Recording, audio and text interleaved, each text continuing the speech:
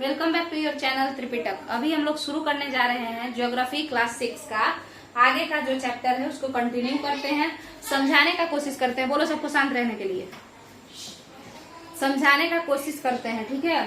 चलिए, तो सबसे पहले आपको ये समझना पड़ेगा कि शेप ऑफ अर्थ क्या है। शुरू से शुरू करते हैं चैप्टर क्लास 6 का, चैप्टर नंबर 2। पहला चैप्टर कंप्लीट हो चुका है और एज यूजुअल ये लोग बोलते ही रहता है। एक सेकेंड रुक जाइए।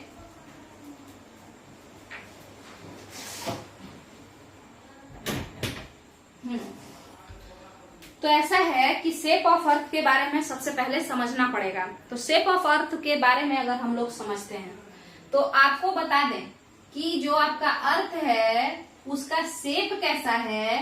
तो वो जो अर्थ है वो दो किनारों से पचका हुआ है। मतलब वो दो किनारों से पचका हुआ है।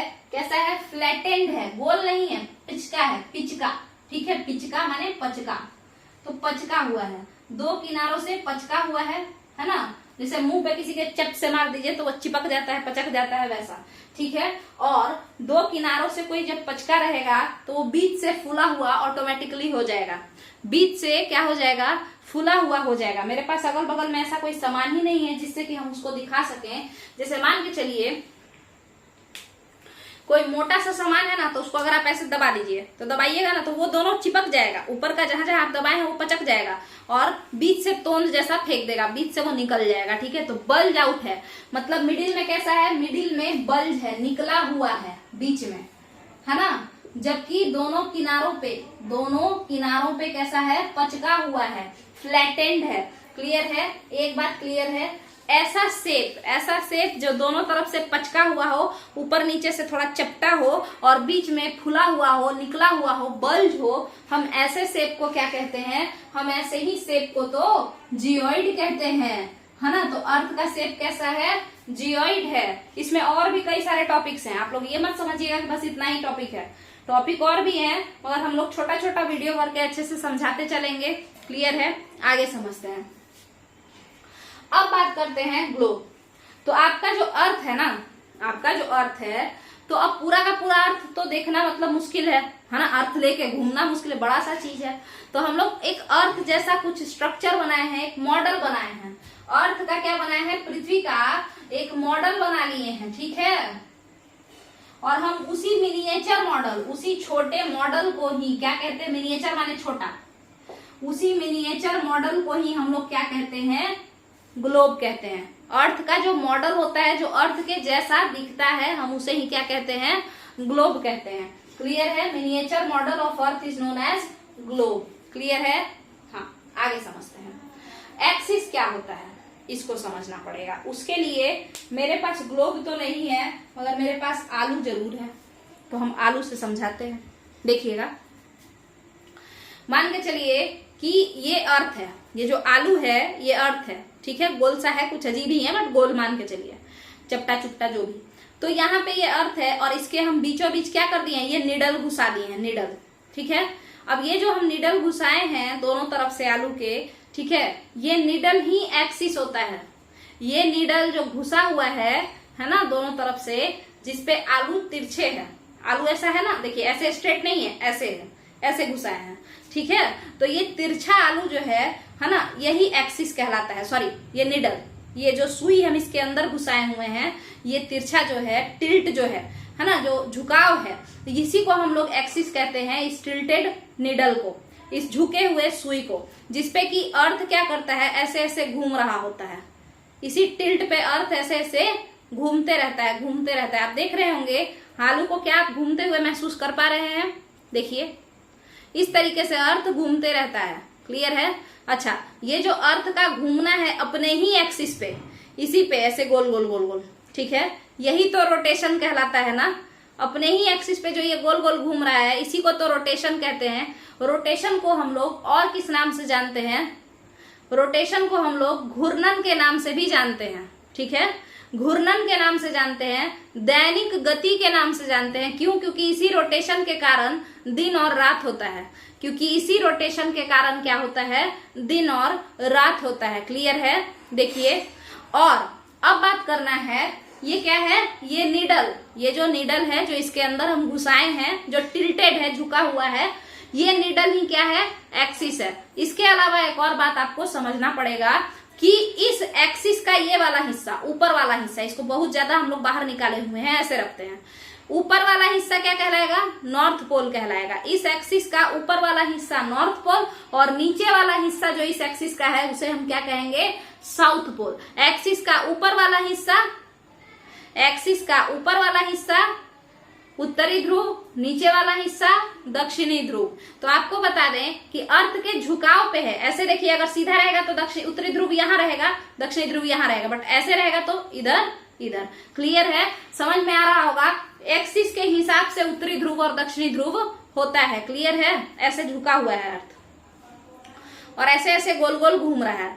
अब एक बात बताइए, ये अर्थ किस तरीके से घूमती है, क्या पश्चिम से पूर्व की ओर घूमती है या पूरब से पश्चिम की ओर घूमती है? तो याद रखिएगा, अर्थ पप्पू है, पश्चिम से पूर्व की ओर घूमती है, या WE, ठीक है। तो पप्पू यानी अर्थ, ये पश्चिम से पूर्व की ओर घूम रही होती है, ठीक है।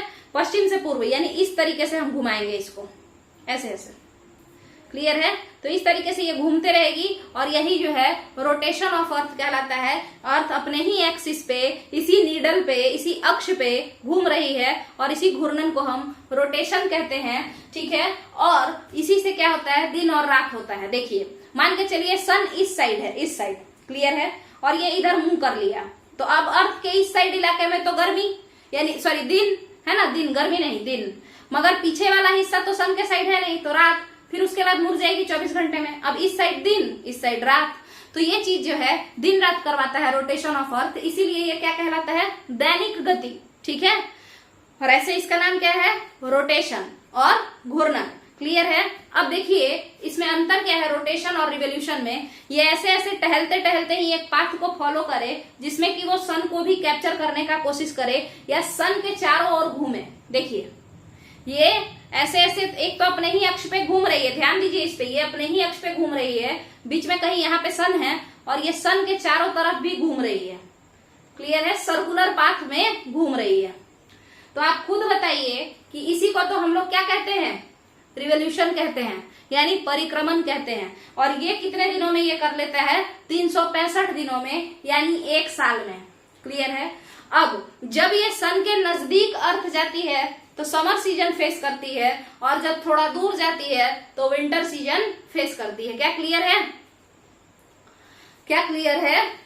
वैसे तो समर सीजन और विंटर सीजन का बात बताएं तो नॉर्दर्न हेमिस्फीयर जब सन के तरफ मुंह करके ऐसे ऐसे करेगा तो हम कहेंगे कि नॉर्थ में क्या चल रहा है, नॉर्दर्न हेमिस्फीयर में क्या चल रहा है, तो नॉर्दर्न हेमिस्फीयर में गर्मी चल रहा है। और जब साउदर्न हेमिस्फीयर सन के तरफ मुंह करके घूमेगा तो हम कहते हैं कि साउथ में गर्मी चल रहा है। साउदर्न हेमिस्फीयर में, साउथ इंडिया नहीं, ऑस्ट्रेलिया में गर्मी चल रहा है। तो ये सब चीज तो आपको समझ में आ गया होगा। नीडल ही एक्सिस होता है, या यहाँ पे ये बात क्लियर किया जा चुका है। नीडल ही एक्सिस होता है, ये बात आपका क्लियर है। और रोटेशन ऑफ अर्थ जो है वो भी क्लियर है। उसी नीडल पे चारों तरफ जो हम वेस्ट टू ईस्ट घुमा रहे थे वही तो रोटेशन है। देखिए ये नीडल है और इसी पे हम ऐसे ऐसे घुमा रहे हैं, यही रोटेशन कहलाता है। अपने जगह को नहीं छोड़ेगा, यहीं पे गोल गोल गोल गोल टहलते रहेगा, ये रोटेशन है। और पूरा चारों तरफ इस तरीके से घूमना शुरू कर दे तो ये रिवोल्यूशन है। क्लियर है, परिक्रमण। चलिए इसके बाद अगर हम लोग बात करते हैं तो इसके बाद अगला जो बात है वो है पैरेलल्स ऑफ लैटिट्यूड के बारे में। तो सुनिएगा, सबसे पहले यहाँ पे एक बात को समझते हैं कि अर्थ के बारे में, अर्थ पे कौन सा लोकेशन कहाँ पे है, कौन सा प्लेस कहाँ पे है, इसको जानने के लिए इस पे कई सारा लाइन खींचा गया है।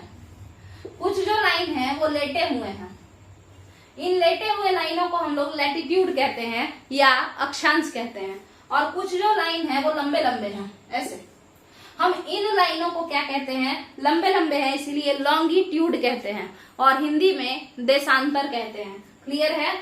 तो एक तो लेटे हुए हैं और एक तो लंबे लंबे हैं, तो दोनों मिला करके लंबे वाले भैया लॉन्ग कहलाए, लॉन्गिट्यूड, और लेटे जो भैया हैं उन्हें लैटिट्यूड कहते हैं। अब बीच में पड़ा यहाँ पे ये जगह, ये जो लोकेशन है जो इसको काट रहा है, दोनों को एक जगह काट रहा है, ये एग्जैक्ट लोकेशन बता देता है। तो ये जो लाइन है parallels of latitude, parallels of latitude यही लाइन है, पैरेलल्स ऑफ लैटिट्यूड इसका नाम होता है ना, या फिर पैरेलल सर्कल नाम होता है, मगर हम बोलचाल की भाषा में इस लाइन को लैटिट्यूड कहते हैं, हिंदी में अक्षांश कहा जाता है।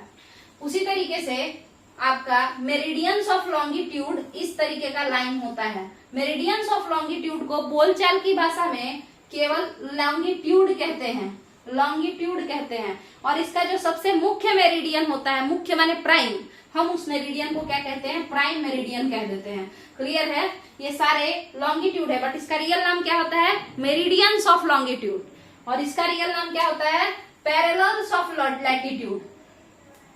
बट बोलचाल की भाषा में हम लैटिट्यूड और लॉन्गिट्यूड कह देते हैं। क्लियर है, इन दोनों ही लाइंस का यूज क्या है, लोकेशन को फाइंड आउट करने के लिए।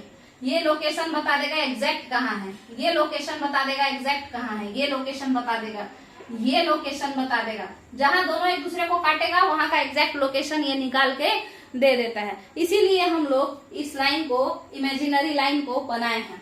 क्लियर है, अब ये पैरेलल्स ऑफ लैटिट्यूड क्या होता है, तो एक लाइन होता है।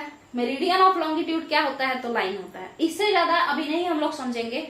अब हम समझते हैं ग्रिड के बारे में। ये जो ग्रिड है, ये लैटिट्यूड, ये लैटिट्यूड, ये लॉन्गिट्यूड, ये सब मिलके ये जो खंदा खंदा बनाया है ना, इस तरीके से ये खंदा, फिर ये खंदा, तो ये जो एक खंदा खंदा बनाया है, बॉक्स टाइप का स्ट्रक्चर बनाया है, हम उसी बॉक्स को ग्रिड कहते हैं। हम इसी बॉक्स को क्या कहते हैं, ग्रिड। ग्रिड क्या होता है, तो एक नेट लाइक स्ट्रक्चर होता है जो कि बनाया जाता है लैटिट्यूड माने अक्षांश और लॉन्गिट्यूड माने देशांतर के मिलने से बनता है ये।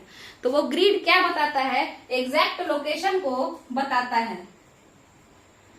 क्या ये जो हम लाइन बना रहे हैं, ये सारे लाइन रियल में अर्थ पे बने हैं, तो नहीं बने हैं। ना तो वो निडल सही में अर्थ पे है जो हम आपको दिखाए थे, वो बस हम लोग ग्लोब में दिखाते हैं। अदरवाइज अर्थ एक इमेजिनरी निडल पे ऐसे झुकी हुई है 23.5 डिग्री, है ना, और बाकी ये सारे लाइन भी इमेजिनरी हैं, हम लोग खुद से माने हैं।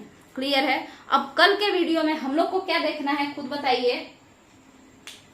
तो कल के वीडियो में हम लोग समझेंगे पैरेलल्स ऑफ लैटिट्यूड के बारे में, जिसमें हम इंपॉर्टेंट पैरेलल्स ऑफ लैटिट्यूड को समझाएंगे। आखिर लैटिट्यूड को लैटिट्यूड सर्कल क्यों कहा जाता है, या पैरेलल क्यों है, वो पैरेलल्स ऑफ सर्कल क्यों है, ये सारा चीज समझेंगे। उसके अगले वीडियो में हम लोग देखेंगे लॉन्गिट्यूड क्या होता है और कैसे वो टाइम को बताता है। फिर यहाँ पे आपका जो ये टॉपिक है ग्लोब वाला क्लास 6 का, वो कंप्लीट हो जाएगा। तो अभी के लिए ये जो हम एक तरीके से इसका एक इंट्रोडक्शन दिए हैं, अगर आप लोग को ये वीडियो समझ में आया हो तो वीडियो को लाइक कीजिएगा, वीडियो को शेयर कीजिएगा और चैनल को सब्सक्राइब कर ही दीजिएगा। चलिए, थैंक यू।